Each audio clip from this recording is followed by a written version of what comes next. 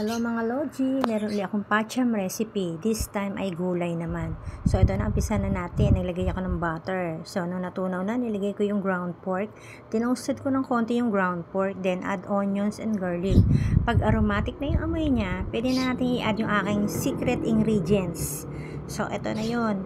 Ito yung aking secret ingredients. Nilagyan ko ng kalabasa. Dati kasi hindi ako gumagamit yan. Then, nilagyan ko ng konting tubig, tinakpan ko, pagkakulo, ini-add ko na yung mixed veggies. So, ayan, isang pack lang. Dalawa lang naman kami kakain. Nilagyan ko rin ng pork cubes, then konting tubig, tapos takpan ulit.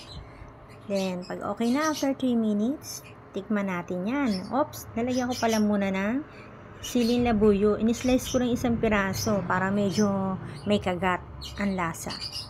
So, ayan na. Titikman natin yan. Pag okay na, lagyan na natin sa serving plate. And then, meron pa akong sunod na iluluto dyan sa pan na yan. So, okay na siya. So, ito na nga. Lagyan na natin sa serving plate. Wait lang muna siya sa table.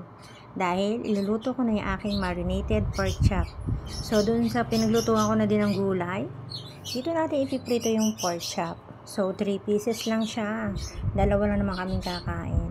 So, ayan, luto na. Ready to serve na rin. So, ayan, perfect pair siya. Mixed veggies with kalabasa and pork.